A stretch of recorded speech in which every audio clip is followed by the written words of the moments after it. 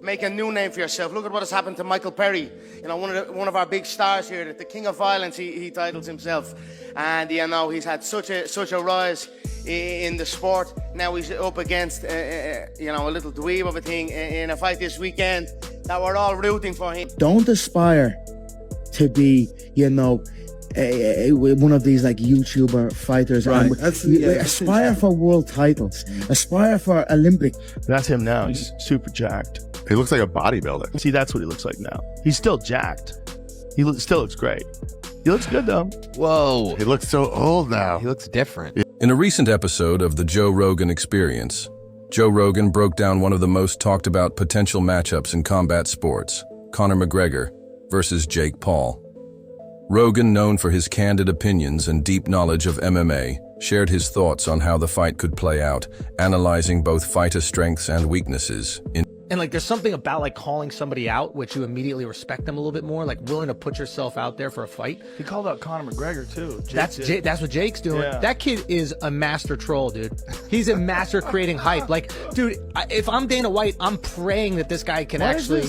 A Jake Paul Amanda Nunes boxing match. That's because Dana said maybe I'll let Amanda Nunes knock him out. I think people are coming around. I say, if this kid was not a YouTuber, if he wasn't some guy that you knew from the time he was like 16 years old on YouTube, and you just saw him box, and you saw him knock out former UFC champions, you saw him beat legitimate boxers, or beat athletes, and beat a bunch of MMA fighters, you'd go, this kid can fight. He knows how to fight. It's not, nothing he's doing looks wrong. He's not like sticking his head straight up in the air and winging punches with his eyes closed. He's fighting well. He looks good. And if he was just an up and coming boxer that was this exciting, like highly promotable, like really good at selling fights, you'd be like, this kid's Understand the magnitude of Joe Rogan's critique.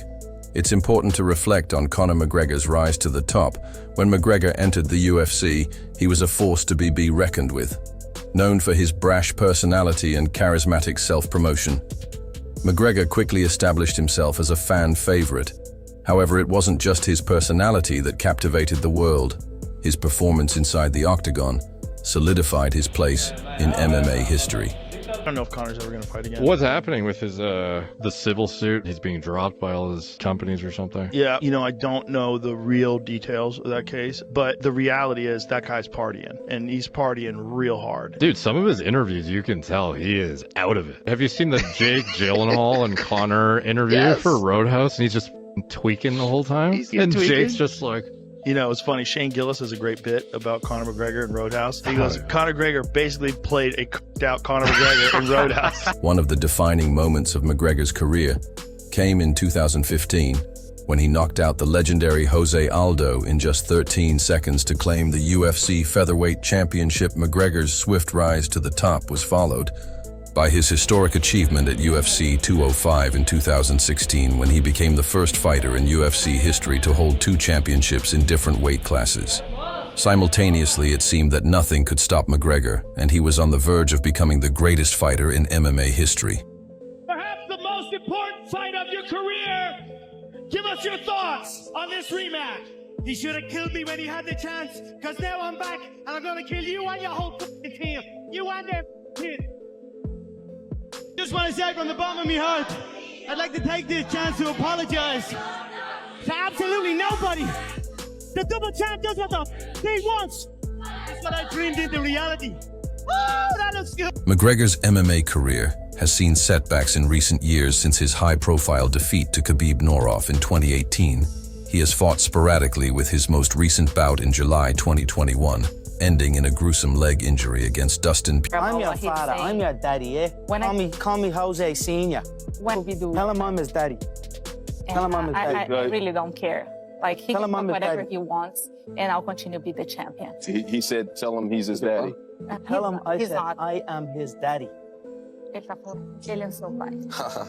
Nunca vai ser. Sit on my lap. Nunca vai ser. Tá mais fácil. Sit on my lap. Eu domino. Sit on my lap. What I'm saying is this: when you knock a champion who's been that dominant and that good for 10 years out in 14 seconds, 13. there is a question, which is, was that in some ways McGregor has since been on a path to recovery, teasing a comeback while exploring opportunities outside the octagon.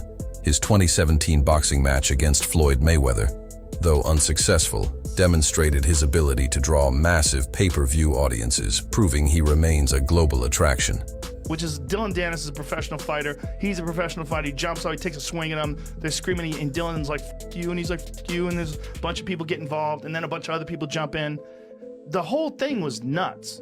But the idea that we should be shocked after him throwing a dolly at a bus because Khabib's on the bus, those Russians don't fucking play like that, man. Yeah. This you is... see the videos afterwards when Dagestan where they're shooting off the Uzis and a woman who accused the mixed martial arts fighter Conor McGregor of raping her in a hotel in Dublin 6 years ago has won a civil case against him. The jury has found McGregor liable and ordered him to pay Nikita Hand €250,000 in damage. Jake Paul, on the other hand, represents a newer breed of combat sports entertainers, initially gaining fame as a content creator on YouTube.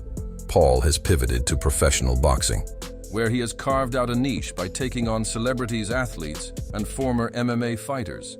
UFC fighter Conor McGregor has been accused of sexually assaulting a woman after an NBA basketball game in Miami earlier this month. A legal letter outlining the allegations was sent to Mr. McGregor and seen by BBC News. It says the alleged assault took place in a bathroom at an arena in Miami. The woman's lawyer said she'd been watching Game 4 of the finals on Friday the 9th of June before the alleged incident happened. She alleged the woman was forced into a men's bathroom by security guards from the NBA and Miami Heat before being violently assaulted by Mr. McGregor. A lawyer representing Mr. McGregor said, "The allegations are false. Mr. McGregor will not be intimidated." Both the City of Miami Police and the Miami Heat, which hosted the NBA Finals game, say that they are conducting investigations. Chandler, you said good match for Conor. Is that ever happening? Or I don't know if Conor's ever going to fight again. What's happening with his, he just got like the civil suit or whatever, and he's being dropped by all his companies or something. Yeah.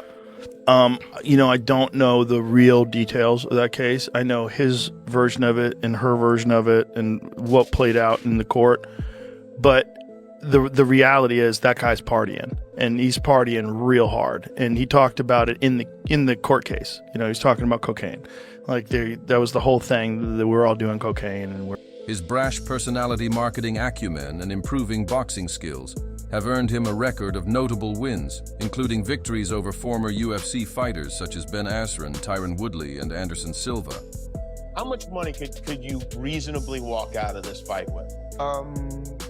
350 million. $350 million. Yes. Floyd's not ready for this. Much respect to Floyd, he's a solid businessman. What he has been able to do, he is a full animal at what he has been able to do.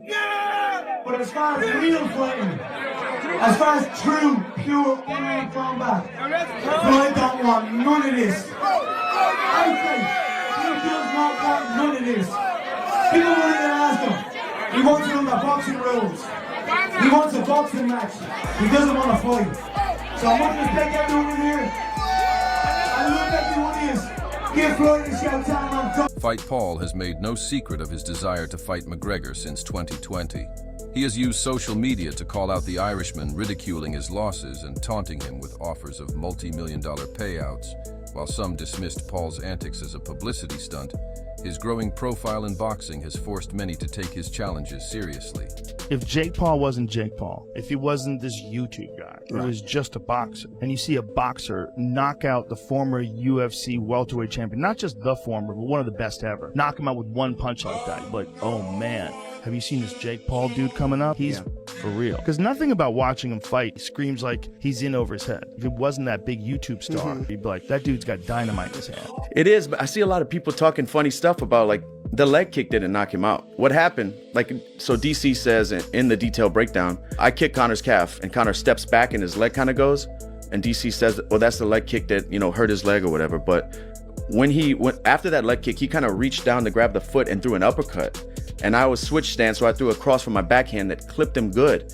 And that's when he took the step back and was hurt. I think that's a detail people are missing, that right hand.